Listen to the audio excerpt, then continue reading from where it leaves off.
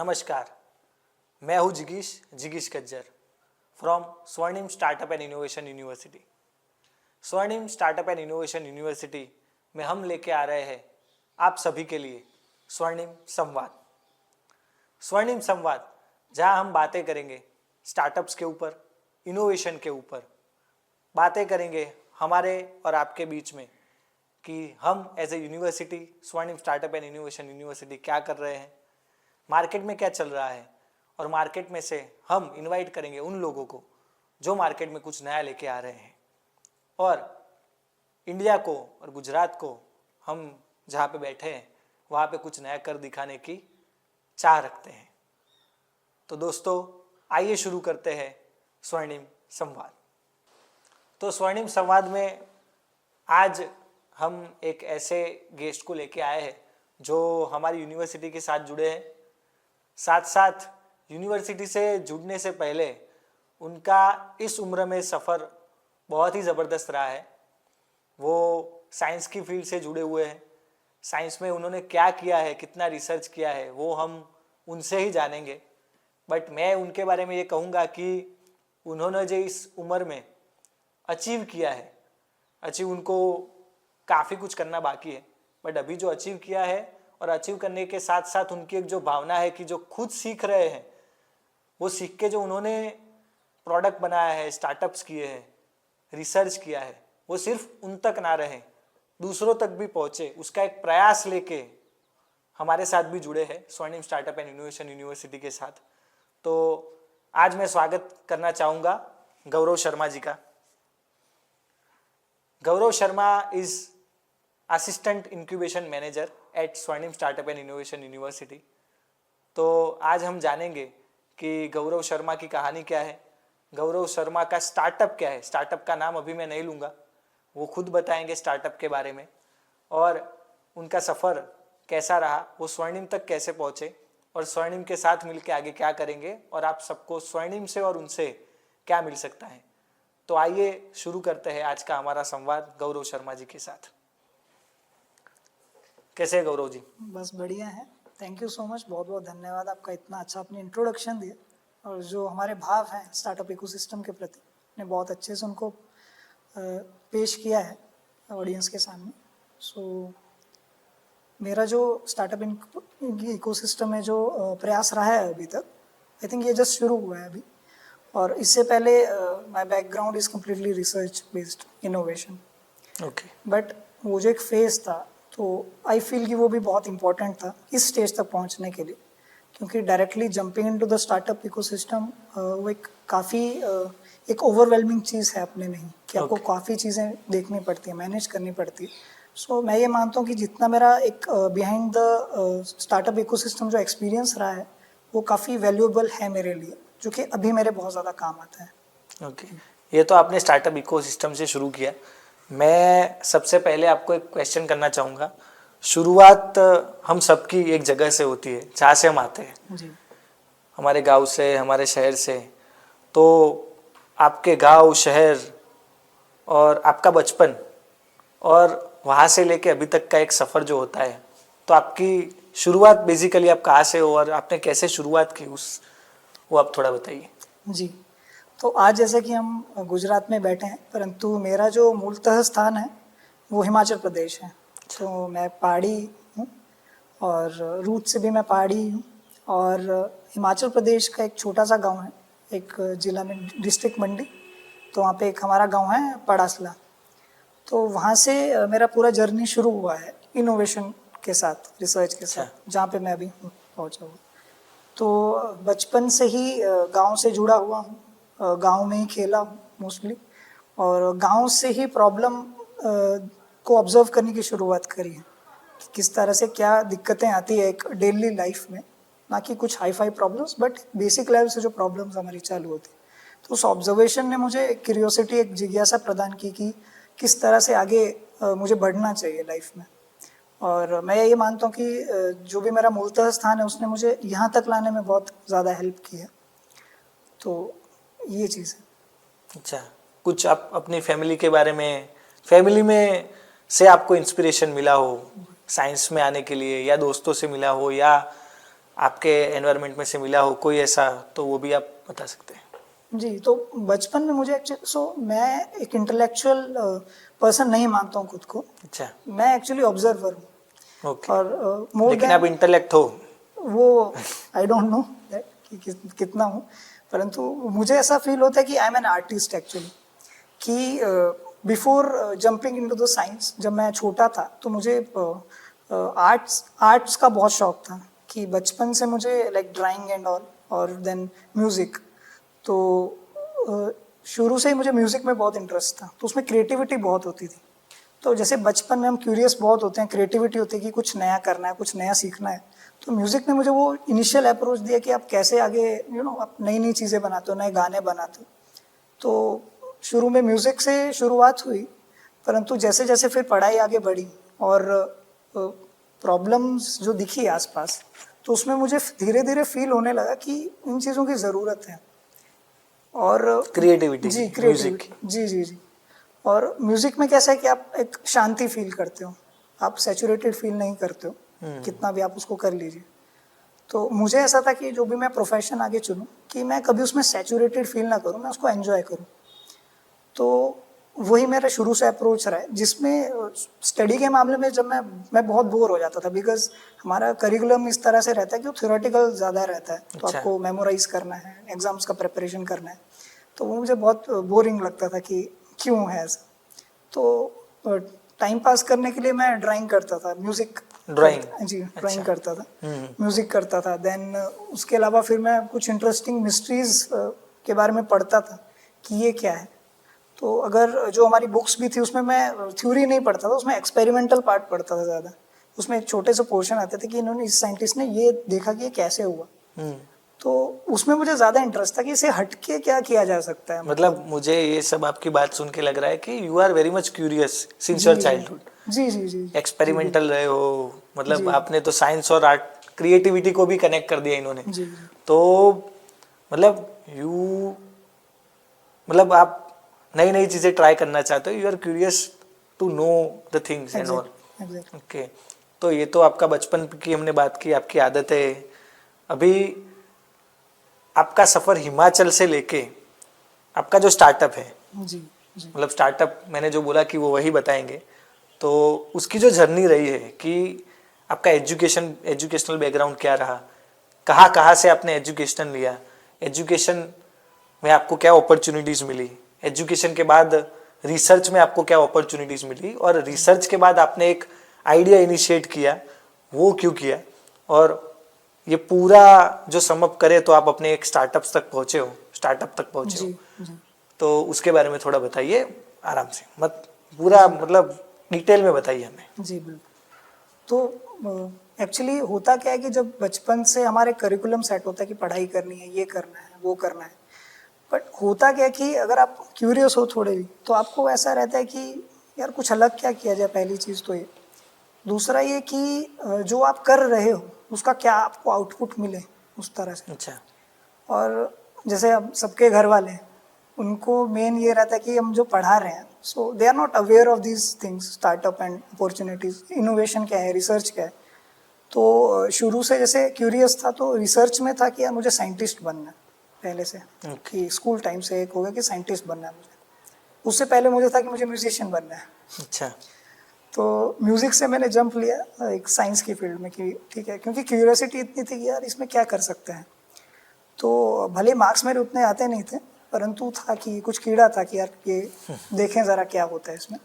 तो मैं बचपन से ही अपने खुद में ही एक्सपेरिमेंट्स चालू करता था अपने घर पे बना के।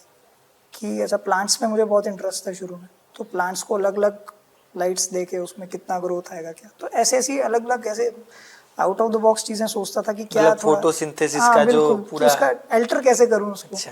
कि अच्छा इसमें कुछ चेंज आएगा मैं क्या। तो बस इतना ही जानता हूँ, इससे आगे मुझे भी तो इतना ही याद आ पता गया है वर्ड एकदम से। मुझे भी इतना ही पता है अभी तो तो उस टाइम पे ऐसा था। देन फिर एक्चुअली सीरियसनेस इस प्रोफेशन के प्रति कब आई, जब 12th स्टैंडर्ड पूरा होने आ गए और हम सभी के फैमिली से प्रेशर आता है कि भाई 12th के बाद आप करोगे क्या, मतलब क्या देखा है। तो कुछ दिमाग में ये था कि यार साइंटिस्ट बनना है, थोड़ा प्लांट्स में इंटरेस्ट था।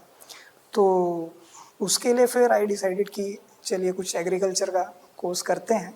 जो कि उस टाइम हवा बहुत चल रही थी एग्रीकल्चर की, अच्छा। कि सभी एग्रीकल्चर की तरफ दौड़ रहे हैं।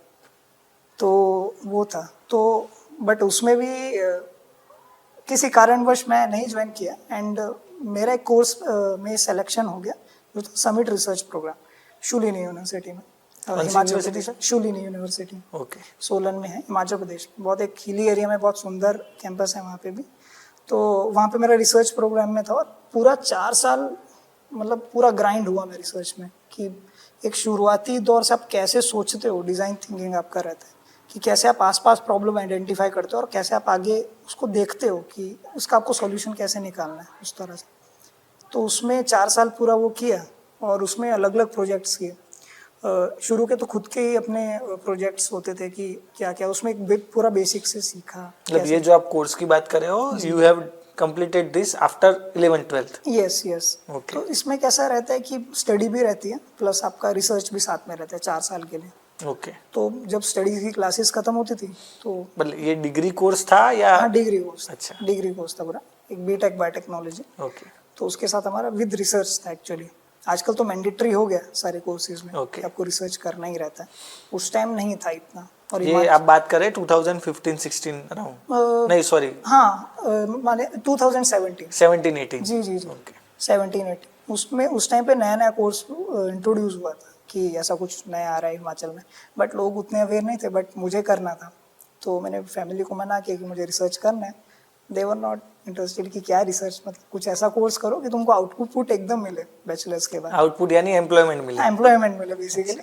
हम्म। तो मोस्टली तो मेडिसिन की तरफ अप्रोच रहता है कि MBBS करो, डॉक्टर बनो, बट मुझे इंटरेस्ट ही नहीं था शुरू से उसमें, मुझे नहीं करनी है MBBS। तो मैंने स्किप किया वो पार्ट और डायरेक्टली मैंने एडमिशन लिया रिसर्च कोर्स में। और उसमें मैंने 4 साल रिसर्च किया पूरा, और उसमें अलग अलग प्रोजेक्ट्स के बहुत अच्छी अपॉर्चुनिटीज़ मिली। और उसमें मेरा एक basic research skill set develop हो गया वहीं पे, कि क्योंकि आप जितना ग्राइंड होते हो ना शुरू में, तो आपको वो एक एक्सपीरियंस तो मिलता है, पर आपको एक माइंडसेट मिलता है, टफ माइंडसेट, कि आप टूटते नहीं हो लाइफ में ओके। आगे जाने के लिए। बट वो आप जो बात कर रहे हो that is of student research? जी। मतलब आप स्टूडेंट थे और रिसर्च करना जी शुरू जी किया? बिल्कुल बिल्कुल। ओके। तो उस तरह से ये था, but along side personality wise भी मैं धीरे धीरे इवॉल्व हो रहा था, कि अपना एक मेंटल ब्लॉक जो रहता है आप उसको तोड़ते हो।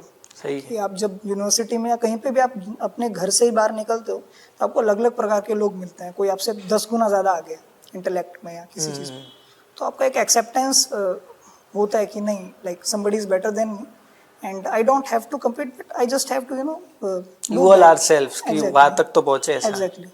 तो मुझे वही था कि ठीक है, इसको किस तरह से मैं अपने आप को जस्ट बेटर बना सकता हूँ चीज़ों में, और मैं आगे बढ़ सकता हूँ, मेरा वही था मेन एम। तो जी सही है। ये तो आपने एजुकेशन की बात की, फिर एजुकेशन के बाद आपको अपॉर्चुनिटीज़ भी मिली होगी जी या आपने ग्रैब की होगी आपको कहीं पे रिसर्च करने के लिए। जैसे अच्छे स्टूडेंट्स जो रिसर्च में होते हैं उनको जो इंस्टीट्यूट होता है या जो ऑर्गेनाइजेशन होती है वो मौका देती है, because every institution requires good students, good faculties जो नई चीज़ें ला सके मार्केट में, जो नई है आउट ऑफ द बॉक्स सोचना पहले तो, और सोच के उसके ऊपर टारगेट ऑडियंस पे रिसर्च करना और रिसर्च करके एक आउटकम लाना, मार्केट को कुछ नया देना। वो मुझे लगता है सबसे टफ काम है। जी उससे आगे मुझे नहीं लगता कि कुछ है, बिकॉज अब जो है एग्जिस्टेंस उसको और ज़्यादा समझ के कुछ आप निकालते हो, या वो एग्जिस्टेंस में नहीं है वहाँ से आप कुछ नया करते हो, तो उसमें आपका कुछ अपॉर्चुनिटीज आपको मिली हो, उसके बारे में कुछ आप बताइए। तो जैसा आपने कहा कि एक जो चीज़ एग्जिस्ट ही नहीं कर रही है उससे आप कुछ निकालते हो, मतलब तो it is like you are jumping into the dark, और आप उसमें आप एक अपना लाइट जलाते हो कि ठीक है लेट्स। तो अपॉर्चुनिटीज़ में भी ऐसा ही है, चाहे रिसर्च के थ्रू आप कर रहे हो या किसी भी आप फील्ड में हो, आपको कोई भी अपॉर्चुनिटी मिल रही है, आप या तो खुद ढूंढते हो या फिर आपको कोई असिस्ट करता है, जैसे आपने बताया इंस्टीट्यूशन या ऑर्गेनाइजेशन असिस्ट करती है। तो पहला जो मुझे मिला था वो चाइना में मिला था। I went to China for an university immersion programme, तो उसमें मेरा सिलेक्शन वो आपके जो यूनिवर्सिटी थी वहाँ से मिला मौका या? हाँ, मतलब इट इज़ लाइक कि आपको अप्लाई करना रहता है इंस्टीट्यूशन के through, then it was a national level programme, और पूरे नेशनली सिर्फ 6 ही स्टूडेंट सेलेक्ट होते हैं उसमें। ओके। और डिफरेंट कंट्री से it is about 110 students participate in that. तो उस तरह से लाइक मोर देन 100 स्टूडेंट्स वहाँ आते हैं और अलग अलग फील्ड के रहते हैं। हमारा रिसर्च में, रिसर्च साइंस में, साइंटिफिक रिसर्च में मेरा उसमें हुआ था सिलेक्शन। तो हमारे लिए एक स्पेशल प्रावधान ये था कि आपको रिसर्च की अपॉर्चुनिटी मिलेगी with the eminent professor. Okay. तो वहाँ पे जो प्रोफेसर्स थे उनके अंडर मैंने रिसर्च किया और शुरू का ही रिसर्च मुझे नैनो टेक्नोलॉजी में मिल गया कि आपके जो कैंसर पेशेंट्स रहते हैं उसको ट्रीट करने के लिए आप मतलब नैनो टेक्नोलॉजी में कैसे के थ्रू कैसे मतलब नैनो टेक्नोलॉजी से कैंसर को कैसे बिल्कुल, क्योर कर सकते बिल्कुल। हैं। तो वो वहाँ पे एक पूरा एक्सप्लोरेटरी रिसर्च किया क्योंकि क्यूरियोसिटी पहले से थी। तो जानना था कि अच्छा कैसे बनाते हैं नैनो पार्टिकल। हम सभी नैनो पार्टिकल्स के बारे में जानते ही हैं। हम राख से हाथ धोते थे गाँव में। हमको उस टाइम अवेयरनेस नहीं था कि this is nano particle, okay. That is nano particle, just a term है। तो वो छोटे पार्टिकल या कण ही है। तो वैसी वैसी चीज़ें थी तो वो सीखी। और उसके अलावा फिर by the end of my graduation मैंने अप्लाई किया क्वींस यूनिवर्सिटी बेलफास्ट में, जो कि यूनाइटेड किंगडम है, नॉर्दर्न आयरलैंड में। ओके। तो वहाँ पे मुझे रिसर्च करने का मौका मिला। मतलब आप इंडिया से चाइना भी गए और जी जी जी। वहां से फिर चाइना से सीधा यूके निकले या फिर नहीं नहीं, इंडिया? वापस आया, कोविड के टाइम की बात है। Okay okay okay. तो चाइना 2019 में गया था, जून के आसपास। एंड देन जब वापस आया देन उसके बाद फिर कुछ महीने बाद वो आउटब्रेक हुआ कोविड का, ओके। अनफॉर्चुनेटली। बट उसके बाद फिर आफ्टर ग्रेजुएशन मुझे वो एक अपॉर्चुनिटी मिली, समर रिसर्च प्रोग्राम था 2 महीने का। तो वहाँ पे भी मैंने प्रॉपर रिसर्च किया अपना जो रहता है बायोटेक्नोलॉजी में। तो एक अलग अलग फील्ड का एक्सपोजर मिला कि शुरू में प्लांट्स से चालू किया था, देन फिर अच्छा इसमें आप मेडिसिन के पर्सपेक्टिव में कैसे जा रहे हो, क्या देख रहे हो। फिर अच्छा इंटरनेशनली मुझे काम का एक्सपोजर मिला बहुत अच्छा। I am very grateful to my mentors for that. और उसके बाद फिर आपने मेंटर्स की बात की तो जी, चाइना में आपके मेंटर कौन थे, नाम होगा उनका? यूके हाँ में आपके जो मेंटर रहे हैं, जी आप जी थोड़ा ऑडियंस को जी बताएं sure, कि मेंटर कौन थे और आपको जी कैसे जी। सपोर्ट दिया? तो एक्चुअली मेरे जो फर्स्ट मेंटोर रहे हैं मेरे रिसर्च जर्नी में वो प्रोफेसर सौरभ कुलश्रेष्ठा सर रहे हैं। तो उनकी गाइडेंस में एक्चुअली मैंने शुलिन यूनिवर्सिटी में वहाँ पे मैंने चालू किया था अपना research. Then through his guidance I got the opportunity in Sichuan university, China. और वहाँ पे जो मेरे मेंटोर थे प्रोफेसर जेन हुएंग नाम था उनका, as much as I remember right now. उसके बाद यूके में my mentor was doctor Desi Melinova madam. So इन सब की गाइडेंस में मैंने बहुत चीज़ें सीखी और काफ़ी एक अलग ही पर्सपेक्टिव आ गया अंदर कि यार किस तरह से आप पुश कर सकते हो लिमिट्स को रिसर्च में भी। क्योंकि आप कुछ चीज़ें ऐसी पढ़ते हो कि अच्छा ये क्या चल रहा है, मतलब ये कैसे पॉसिबल है, बट दैट इज़ पॉसिबल। मतलब तो कुछ एक्सेप्टेंस वहाँ से भी आती है। तो आपका माइंड ना खुलता रहता है, मतलब एक ऐसे कंजर्व्ड नहीं मतलब रहता आप यहाँ पे हो, सोच रहे हो, आपको यहाँ किसी ने दिखा कि अभी ये भी है, हाँ उस एनवायरनमेंट में आप जाते हो बीच वाले, ट्रू ट्रू ट्रू और उसके बाद लगता है कि हाँ ये भी सच है। सही सही तो ये तो आपका रिसर्च का सफर रहा, यानी आपका इंडिया, चाइना, यूके से भी कनेक्ट है, जी जान के बहुत अच्छा लगा। अब आते हैं जो ऑडियंस को एक हम ऐसा बोल सकते हैं कि छुपा के हमने रखा है कि ही इज़ अ जेम। तो जैसा कि आपने बताया कि गुजरात की हवा आपको लगी और आपने स्टार्टअप किया, तो अब उस पर आप बताइए कि हरी रोपण प्रोडक्ट और जी। तो हमारा जो स्टार्टअप है हरी रोपण इनोवेशंस, तो ब्रांड नेम इज़ हरी रोपण। और हमारा जो फर्स्ट फ्लैगशिप प्रोडक्ट है दैट इज़ पोर्टेबल धूपन यंत्र। अच्छा, धूपन यंत्र माने धूपन आपको थोड़ा एक रिलेटेबल हो रहा होगा, लाइक धूप धूप जी धूप या तो अगरबत्ती और वो याद आता जी है। जी। तो जो धूप है तो बेसिकली हम रोज़मर्रा की ज़िंदगी में भी धूप करते ही हैं, हम पूजा करते हैं जो भी। सो धूपन उस तरह की प्रक्रिया है, एक आयुर्वेद में सुश्रुत संहिता में दी गई।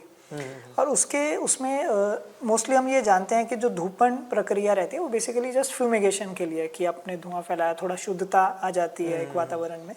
पर उसके अलावा भी उसका एक बहुत इम्पॉर्टेंट यूज़ है कि जो भी हमको कभी चोट लगती है, भयंकर चोट होती है, इंजरीज होती है अपनी, हमको बहुत इन्फेक्शन वाले घाव हो जाते हैं जिसमें इन्फेक्शन इतना बढ़ जाता है कि आपके हाथ पैर काटने पड़ते हैं। आपने कभी सुना हो कि किसी लाइक मोस्टली एनिमल्स में भी ऐसा रहता है कि उनको इन्फेक्शन इतना ज़्यादा हो जाता है कि उनके एम्पुटेशन करना पड़ता है, हाथ पैर काट रहे हैं। तो उस चीज़ को रोका जा सकता है बेसिकली। और वो आयुर्वेद में उतनी क्षमता है उस लेवल तक भी करने के लिए। आजकल की समस्या जैसे डायबिटिक फूट अल्सर रहता है और अलग अलग जैसे हमारे ऑपरेशंस होते हैं, सर्जरीज होते हैं, तो उसके बाद भी जो स्टिचेस हमको लगते हैं वो खुल जाते हैं कई बार। और जो पोस्ट ऑपरेटिव वुंड हम उसको बेसिकली बोलते हैं कि ऑपरेशन के बाद जो वुंड घाव रह जाता है मतलब। बिल्कुल बिल्कुल, तो जो घाव है वो सही नहीं हो रहा और उसमें इन्फेक्शन हुए जा रहा है बैक्टीरिया का बार बार। तो उसके लिए धूपन चिकित्सा दी गई है सुश्रुत संहिता में आयुर्वेद में, परंतु उसको वो बहुत अंडर यूटिलाइज थी, अभी तक हो रही थी यूटिलाइज, बट बहुत एक कंजर्व्ड वे में यूटिलाइज हो रही थी डॉक्टर्स के द्वारा जो आयुर्वेदा सर्जन्स रहते हैं। तो हमको कैसा था कि जब मतलब उसका माइक्रो यूज हो रहा है, मैक्रो स्केल पे बड़े लेवल पे इजीली उसका यूज कैसे करे और मेडिसिन मतलब इफेक्ट उसका कैसा है वो नहीं था। जी जी जी। तो जो मेरे भी पार्टनर हैं इसमें, को फाउंडर डॉक्टर भाविन पारेख हमारे स्टार्टअप में, तो basically he is also my guide here तो इन गुजरात। तो हुआ ऐसा कि जब मैं GTU ज्वाइन किया, so he was having a vision to bring traditional knowledge into stream with modern approach. और मेरा भी थोड़ा ऐसा ही रुझान था कि मॉडर्न मेडिसिन को आयुर्वेदा के साथ जोड़ के किस तरह से हम आगे बढ़ सकते हैं, मैंने नए मेथड्स यूटिलाइज करके और एक वैलिडेट करके कि सारे सेक्टर्स को शांति मिले कि ओके वी एक्सेप्ट आयुर्वेदा, वरना कोई ना कोई अपोज करता है। तो वो एक दिक्कत रहती है अपोजिशन की, क्योंकि वो साइंटिफिक वैलिडेशन अच्छे से नहीं हुई होती। तो हमको ये था कि हमको साइंटिफिक वैलिडेशन बहुत अच्छे से करना है। मतलब एक आइडिया का तो चैलेंज था ही, एग्जैक्टली, बट सामने ये भी है कि भाई कम्युनिटीज जो है, मतलब कम्युनिटी तो नहीं बोल सकते, बट जो एक तरफ आयुर्वेदा है, एक तरफ साइंटिफिक, हाँ साइंटिफिक, ये कम्युनिटी को भी समझाना है, यहाँ भी समझाना है कि हमने कैसे किया। जी जी बिल्कुल, और उसका वैलिडेशन लेना है। जी जी बिल्कुल। तो ये सबसे बड़ा चैलेंज रहता है किसी भी, आपको दो चीज़ों को इकट्ठा जोड़ के आगे बढ़ाना है। तो हमको उस टाइम एक्चुअली चैलेंज फील नहीं हुआ पर्सनली, क्योंकि हम दोनों के बैकग्राउंड ऐसे थे कि हम ट्रेडिशनल नॉलेज से आते हैं। मैं तो हिमाचल से हूँ, तो हमारे वहाँ तो हमारी ट्रेडिशनल प्रैक्टिसेस ही ज़्यादा यूज़ की जाती है इलाज में, वैद्य जो रहते हैं। तो इंटीग्रेशन पहले से दिमाग में था कि किस तरह से दोनों फील्ड में काम किया था थोड़ा, तो आइडिया था चीज़ का। तो उसमें फिर हमको लगा कि कुछ किया जा सकता है। तो स्वर्णिम स्टार्टअप एंड इनोवेशन यूनिवर्सिटी में डॉक्टर प्रज्ञेश पटेल हैं आयुर्वेदा डिपार्टमेंट में। अच्छा। तो उनके साथ हमारी मुलाकात हुई। तो अच्छा, मतलब आप ऐसे जी जी जी फैकल्टी के साथ मिले और बात पहले हम फैकल्टी के साथ मिले। तो पहले हम GTU से प्रोजेक्ट हमको मिला 1 लाख का अप्रोक्सीड ग्रांट था। सीड मनी स्कीम रहती है जो गवर्नमेंट ऑफ इंडिया से मिलती है। अच्छा। और वो मुझे मेरे मास्टर्स के दौरान मिला। उसमें कैसा रहता है कि जो स्टूडेंट है वो गाइड के साथ काम करता है और उन्हीं के साथ then I am also co PI। Generally co PI नहीं रहते हैं master student, they are just student. But government ने एक अच्छी अपॉर्चुनिटी दी है कि आप उसमें you can also be co principal investigator वैसा। तो हमारे लिए भी एक CV में भी एक और 4 चांद लग जाते हैं उस चीज़ की वजह से स्टूडेंट्स के। तो हुआ ये कि वहाँ से हमारा आया और यहाँ पे डॉक्टर प्रज्ञेश पटेल जी के साथ हमने कनेक्ट किया कि हमको ऐसा ऐसा करना है। तो वो भी शल्य तंत्र रहता है, अपना शल्य विभाग जो रहता है आयुर्वेद में, तो उसमें उनका मास्टरी है, 17, 20, 25 साल का एक्सपीरियंस है। तो उनसे कनेक्ट हुए और उनको हमने बताया कि हम कुछ इसमें रिसर्च करना चाह रहे हैं। तो उन्होंने कहा कि ठीक है, रिसर्च आप कर रहे हो जाएगी। And he is also curious person कि चलो कुछ, बट एक पार्टनर होता है ना कि आपको उस तरह का मिले इंसान करने के लिए, तभी वो चीज़ आगे बढ़ती है बेसिकली। सही। उसमें क्या है कि क्यूरियस आप भी हो, सामने वाला भी होना चाहिए। बिल्कुल बिल्कुल। और जब वो एक सिनर्जी बनती है तो उसका आउटपुट अलग आता है। बिल्कुल। इंटरेस्ट प्लस इंटरेस्ट, बिल्कुल बिल्कुल, कंपाउंड इंटरेस्ट हो जाता है। तो वही चीज़ आगे हुई एक्चुअली में। यही जो आप बोल रहे हो वही आगे हुआ कि वो एग्री हुए। बट उन्होंने कहा कि ठीक है, धूपन प्रक्रिया जो रहती है, हमारा सिर्फ ये एम था कि हमको रिसर्च करके उसको बस पब्लिश करना है डाटा, दैट्स इट। बट उन्होंने बताया कि उनको दिक्कतें क्या आती है। और जब हमने जाके देखा कि अच्छा, धूपन प्रक्रिया तो है, अच्छी है, इफ़ेक्टिव है, बहुत इफ़ेक्टिव है, परंतु उसको जो डिलीवरी मैकेनिज्म है वो ट्रेडिशनल जो है वो बहुत एक टफ है, मतलब पेशेंट के लिए भी और डॉक्टर के लिए भी। तो उसमें फिर सोचा कि दिमाग में है कि कुछ डिवाइस बना सकते हैं कि एकदम इजी हो जाए, मतलब काम कि वो प्रेपरेशन करनी पड़ रही है धूप बनाने के लिए उनको खुद से ही। फिर अगर वो रूरल एरिया में जा रहे हैं, जो कि मेन चीज़ है, और मैं खुद रूरल एरिया से बिलोंग करता हूँ, तो उसमें था। तो उसके चलते हमने फिर ये प्रोडक्ट बनाया, पोर्टेबल धूपन यंत्र। तो धूपन चिकित्सा को हमने एकदम पोर्टेबल कर दिया, आसान कर दिया कि कहीं पे भी आप ले सकते हो उसको, डिवाइस और जो हमने स्टिक्स बनाए उसके थ्रू। तो उसमें यही था कि डिवाइस इनोवेशन हमने बनाया और उसके थ्रू फिर हमको आगे काफ़ी रिकॉग्निशन मिले।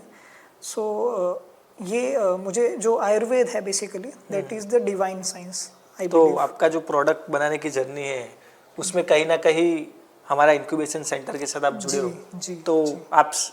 आपको यहाँ से ऐसा क्या सपोर्ट मिला जिसकी वजह से आपका और एनहांसमेंट हुआ into a journey of startup and product में हेल्प मिली हो, तो उसके बारे में कुछ बताइए। जी, तो हुआ ये कि जैसे मैंने आपको बताया कि डॉक्टर प्रज्ञेश जी से हम जुड़े हुए थे, तो यहाँ पे स्वर्णिम यूनिवर्सिटी में एक स्टार्टअप फेस्ट हुआ था लास्ट कॉन्वोकेशन के दौरान। अच्छा। तो देन हमारे यहाँ आना हुआ, जितेंद्र सर से हम मिले फर्स्ट टाइम, तो प्रज्ञेश सर ने हमको जितेंद्र सर से कनेक्ट किया कि ये इंक्यूबेशन हेड है तो यहाँ संभालते हैं। तब मेरी जितेंद्र सर से पहली बार मुलाकात हुई, तो हमने विजन शेयर किया कि डिवाइस उस टाइम तक बन गया था, तो उनको बताया। सो ही वाज आल्सो ऑप्टिमिस्टिक, इसको आगे ले जा सकते हैं। देन स्टार्टअप फेस्ट हुआ, so we got the first opportunity to present this in front of respected vice president and president sir and also director of ISRO Gujarat, वो भी यहाँ पे आए हुए थे। So we got the stall and we presented that product in front of them. उनको भी बहुत अच्छा लगा, और उसके बाद फिर धीरे धीरे हम यहाँ पे इंक्यूबेशन का जाना कि किस तरह से सिनेरियो है, क्या चीज़ें आगे तब तक आप इंक्यूबेट नहीं होते हो और अपॉर्चुनिटी दी स्वर्णिम ने, exactly we were not, you can showcase your product without incubation. Exactly. Okay. तो उस टाइम तो हम इंक्यूबेट भी नहीं होते थे तो मतलब इट वाज लाइक कि जिस दिन हमने दिखाया देन फिर उस तरह से हम ऐसे आपकी नहीं, मेरे पास बहुत सारी स्टोरियां है जो मैं ऑडियंस को नेक्स्ट वीडियोस वगैरह में बताऊंगा। तो वो एक बहुत बड़ी अपॉर्चुनिटी थी, पहले प्लेटफॉर्म। और एक और चीज़ है कि फर्स्ट इंटरव्यू जो हमारा हुआ है हमारे प्रोडक्ट के लिए, वो स्वर्णिम ने लिया है। अच्छा। जो फर्स्ट कवरेज किया था, सो स्वर्णिम से ही एक जो मार्केटिंग की शुरुआत एक्चुअली यहीं से हुई थी, और यहीं से अभी आगे बढ़ भी रही है आई गेस इस पॉडकास्ट के थ्रू भी। So that is a huge thing for us. सही।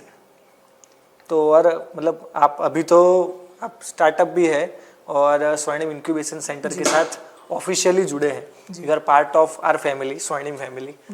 तो आपका खुद का एक एक्सपीरियंस, और आप अभी, आपको तो सपोर्ट दिया है स्वर्णिम इंक्यूबेशन सेंटर ने, बट आप as a part of Swarnim incubation centre हमारी ऑडियंस को बताइए कि how you are supporting the other startups into the market, और जो एक स्टूडेंट है या कोई बंदा है मार्केट में से आइडिया लेके आता है तो उसको हम क्या हेल्प करते हैं। जी, तो बेसिकली कैसा है कि अब तो मैं यहाँ काम भी कर रहा हूँ, सो अब मैं बहुत बेटर तरीके से एक प्रोसेस जान पाया हूँ कि भले आपका आइडिएशन स्टेज पे किसी भी स्टूडेंट का या कोई भी इंसान जो स्टार्टअप करना चाह रहा है, उसका एक आइडिएशन स्टेज में ही अपना सॉल्यूशन है, तो वो भी यहाँ से कैरी आउट किया जाता है प्रोटोटाइप की स्टेज पे। और देन किसी का अगर प्रोटोटाइप में ऑलरेडी है तो उसके लिए भी वैलिडेशन के लिए सपोर्टिव ग्रांट्स दी जाती है एक अर्ली स्टेज पे भी। और अगर आपका सपोज वैलिडेशन भी हो गया है, तो अगर आपको स्केल अप स्टेज पे जाना है, so that support is also provided by the incubation centre here in स्वर्णिम।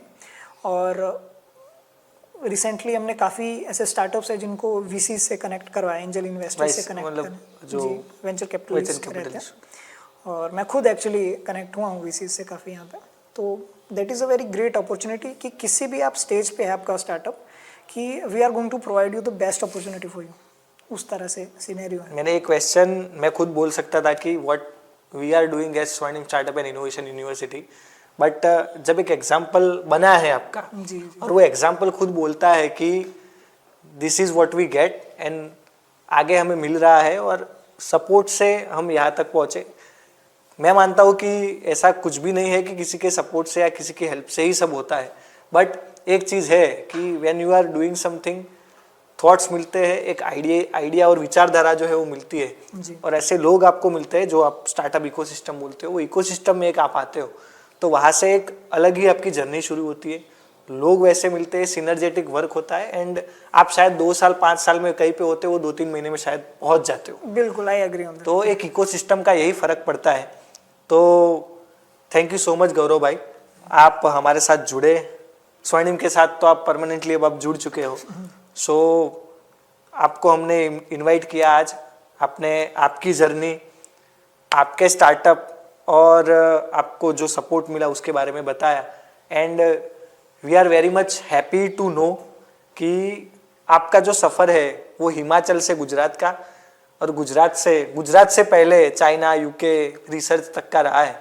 तो इसमें से एक चीज़ ये सीखने के मिलती है कि आपके पास क्यूरियोसिटी है एंड आप वो क्यूरियोसिटी के पीछे भागते हो, तो वो क्यूरियोसिटी और उसके पीछे जो भागने का एक जो चीज़ है वो आपको एक ऑरा में ले जाती है, और वो ऑरा फिर जाके एक नए एनवायरनमेंट में ले जाता है जहां आप जाना चाहते हो। वहाँ लोग मिलते हैं, लोगों का सफ़र आपसे मिलता है, और वो सफ़र सिर्फ आपका ही नहीं रहता, हम सबका बन जाता है। So thank you so much. Thank you. और बहुत अच्छा लगा, और मुझे लगता है आप सबको भी अच्छा लगा होगा, एंड आप सभी को पता चला होगा कि एक स्टार्टअप क्या होता है, स्टार्टअप कैसे खड़े होते हैं, और इसके बारे में आगे भी हम गौरव भाई से बात करेंगे नेक्स्ट वीडियोज़ में। उनका पूरा स्टार्टअप है, उसके ऊपर भी एक पूरा वीडियो हम लेके आएंगे, प्रोडक्ट के ऊपर भी। तो इसी के साथ देखते रहिए, हम ऐसे ही संवाद करते रहेंगे स्टार्टअप से, हमारे फैकल्टीज से, स्टूडेंट्स से, जो कुछ ना कुछ आइडिया लेके कुछ ना कुछ मार्केट में लाना चाहते हैं और काम कर रहे हैं। Thank you so much, thank you for watching स्वर्णिम संवाद। मैं जिगीश गज्जर आप सबसे रजा लेता हूँ। Thank you so much. तो ऐसे ही स्वर्णिम संवाद के साथ जुड़े रहिए, आपको जानने को मिलेगा कि हमारे इकोसिस्टम में क्या चल रहा है, हमारे स्टार्टअप्स क्या कर रहे हैं, दुनिया के स्टार्टअप्स क्या कर रहे हैं, उनकी बातें हम आप तक पहुंचाएंगे। तो हमारे यूट्यूब चैनल, हमारे इंस्टाग्राम पेज, हमारे सारे सोशल मीडिया हैंडल्स स्वर्णिम स्टार्टअप एंड इनोवेशन यूनिवर्सिटी के आप फॉलो कीजिए, लाइक कीजिए, और आपको कंटेंट हमारा पसंद आ रहा है तो सबको शेयर भी कीजिए, ताकि जो सिनर्जी हम बना रहे हैं उसमें कोई जुड़ना चाहता है, कोई आइडिया के साथ काम करना चाहता है तो वो भी जुड़े, सिनर्जेटिकली हम सब आगे बढ़े, और ऐसे ही हमें भी आगे बढ़ाइए और आप भी आगे बढ़ते रहिए। Thank you so much. Please like, subscribe and share. Thank you so much.